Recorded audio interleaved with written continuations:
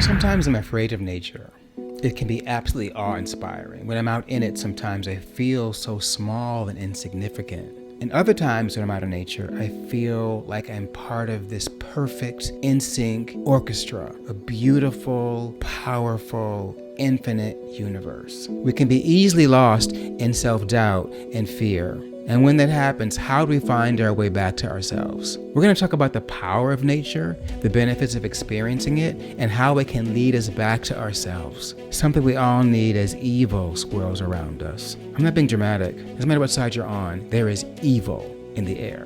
And we need our authentic selves and our truths and each other to navigate what is to come. And an essential part of that is nature. We say we're at the top of the food chain, that we have conquered planet Earth, and no. One prick of a spider, a sting of a bee, and we're done. We tell ourselves these things so we feel better and we feel confident to be outside in the world. We make these machines and these buildings and these cities and amazing, amazing things. And it's easy to forget that we are nature. It's very humbling to be out in the beauty of nature. I might be some infinitely small speck in the eternity of space, but without me, without you, the universe is not complete. It's funny, these opposing truths, I can hold them both, and I feel them both when I'm out in nature. I call them lions, life challenges, unchanging circumstances. It's more than a metaphor, it's a way of life.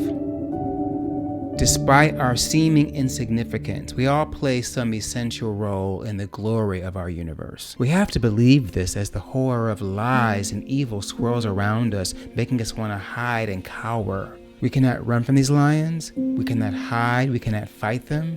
We have to walk with them.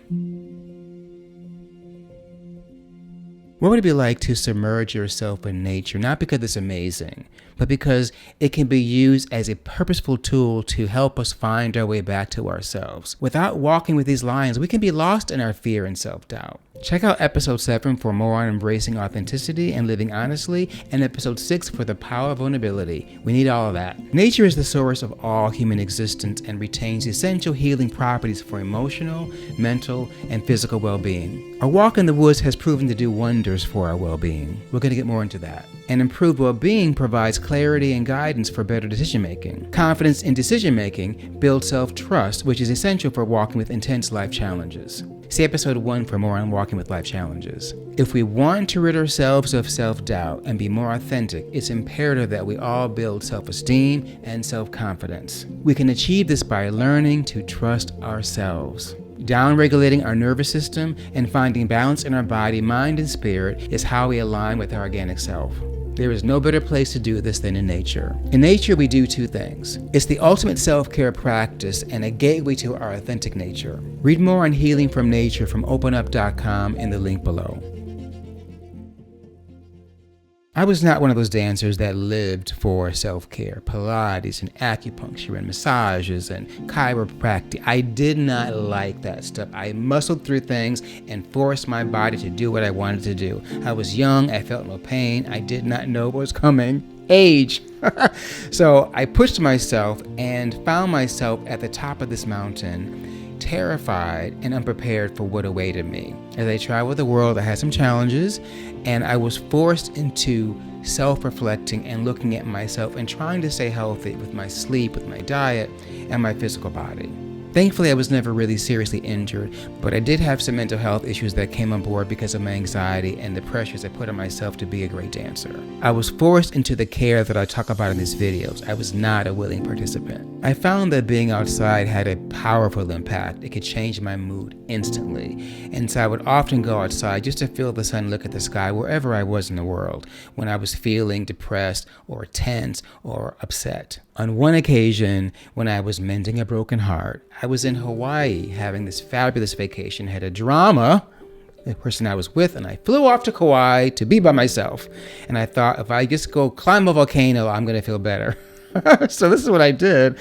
I rented a car and I drove up to the top of this volcano, and I wanted to watch the sunset and just be in the nature and see the power and glory of planet Earth and remind me how important and essential I was to the world and how natural what I was feeling was. Although it was painful, it was a natural cycle of life. This is how I was. And as the sun went down, I saw this magnificent color, purple, pink, blue, orange, and it disappeared over the crest of this caldera. It was a bit of a cabin that was open with pillars of wood and a kind of a hut-like top, and the darkness came very, very quickly. I was not expecting it to be so dark, and the wind starts howling. I said, I'm determined to be here long enough to see the stars. And so I stood there, and the wind is howling, and it's getting darker, and I'm getting scared. I'm determined to face this, and I step outside of the roof, and it is really, really dark. There was no moon, and I saw the stars.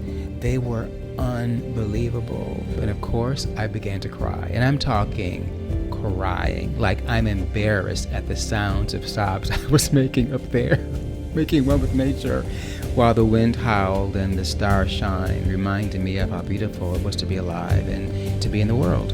As I began to cry and heal myself, a meteor came flying into the caldera and broke in two and burst in flames in front of me. Like a signal from the universe, breaking apart is a natural part of planet Earth, and it is magnificent and powerful.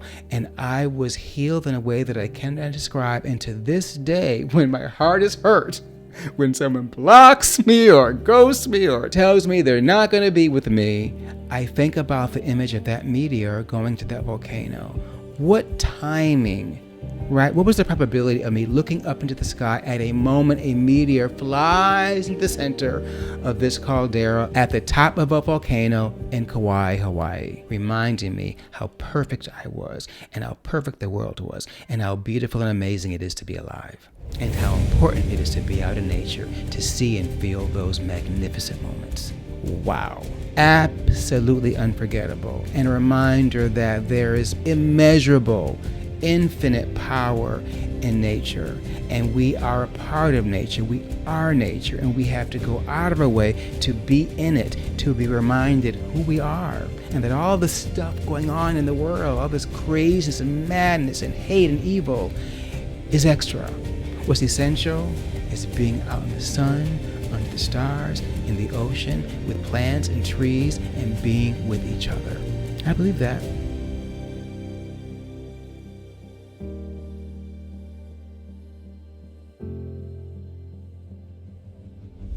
The power of nature. Living in the city is very easy to take nature for granted because you don't see it. There may be a plant or a tree in the street, but you're with buildings. You have to actually go out of your way to be in nature. So sometimes I purposely look up. I look up between the buildings and I see blue sky, I see clouds, whether it is a cloudy day or a beautiful sunny day.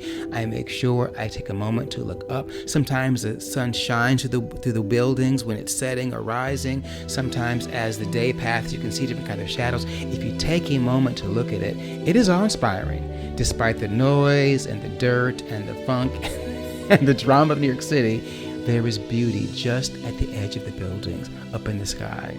So when you get caught up in your life, don't forget there is sky between the buildings. You have to sometimes look up and take a moment to see nature, find it, absorb it, and be a part of it. And don't forget to like and subscribe. You know the drill. Thank you. Talking about nature and healing properties can feel mystic or even strange for some people. However, there's nothing strange about the tangible research that backs up these claims. Nature is mystic and magical by design. Whether it's a flower or a seed growing into a plant or the magnificence of trees or the way the roots go into the ground and form these beautiful shapes and patterns, nature is indescribable.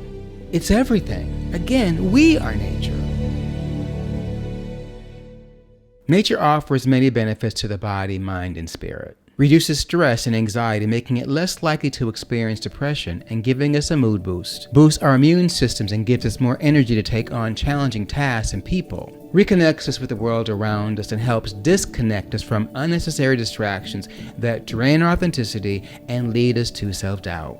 Sparks inspiration for developing inner growth and motivates us to take risks that lead to better opportunities.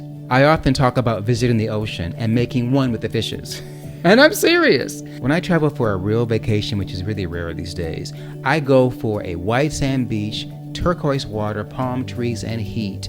I love being in the ocean. I go into the water and I'm literally making one with the fishes. When I'm there, I'm one with the nature and reminded how silly life can be and how easily our priorities can be misguided and take us off our path. I can remember taking a vacation during a very trying time in my life. Many years ago, I was snorkeling in the fire reefs off the coast of Belize. It was unbelievable. They're literally shaped like fire and you're swimming between them. We did it at night, where you could only see where the flashlight pointed and it was pitch black everywhere else. I was horrified. And of course I saw a shark, a very small one, but it was still a shark and I really freaked out. So I put my head up, took off my mask and saw the stars. We were a mile out off of the coast.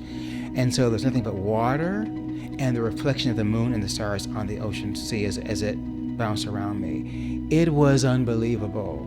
And I almost wanted to cry. It was so beautiful. I was terrified and I was at home. It was a very strange feeling. I got back in the boat and out of that water. I totally did. The moment is unforgettable. It was too magnificent for me. I was in the food chain. I felt like at any moment I would be taken, swept under by this water, this power, this infinite power. Even the memory of it is healing. When I'm feeling depressed, when I'm feeling down, when I'm having my stress, I think about these times when I was in nature and when I was reminded of the perfectness of all of us, even in our ugliness. Can't forget this, and nature will remind you. Nature doesn't exist outside of us. We are nature. By spending time in nature, we remember what it means to be fully alive, present, and connected to something greater than ourselves. Here are some ways we can find our way back to ourselves through nature. Slow down and be present. Walk mindfully, noticing the sights and sounds and smells around you. Take deep breaths and feel the air on your skin. Sit in stillness and observe without distraction. Engage your senses. Touch tree bark, soil, or water to ground yourself. Close your eyes and listen to the sound of the wind rustling through the trees or the sound of flowing water. Notice the colors and patterns in the landscape around you. Disconnect to reconnect. Leave your cell phone behind or switch it to airplane mode. Avoid music or podcast. Let nature be your soundtrack. Give yourself time to simply be without external stimulation. Move with intention. Hike, walk barefoot on the grass, or do yoga outdoors. Swim in natural bodies of water and immerse yourself in the experience. Practice grounding by purposely standing barefoot on the earth. Practice nature journaling. Write about your thoughts, emotions, or observations. Sketch plants, animals, or landscapes that catch your eye. Reflect on how nature mirrors aspects of your life. Align with natural rhythms. Watch the sunrise or sunset to reset your internal clock. Spend time outside at different times of the day and seasons. Observe the moon cycles and how they influence your mood. Cultivate gratitude and reverence. Offer a silent thank you to the land. Pick up litter or engage in small acts of environmental care. Recognize yourself as part of nature, not separate from it.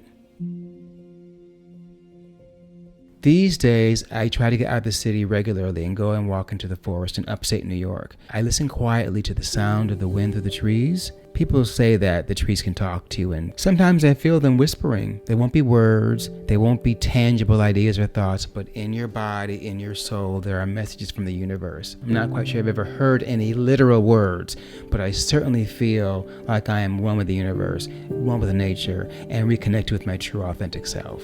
We can have a relationship with plants that go beyond having them in our homes. We can be out in them with them. You can forget about all of that in the city, and I never want to. So I highly recommend you consider what it'd be like to find a way to do that too, in your own way.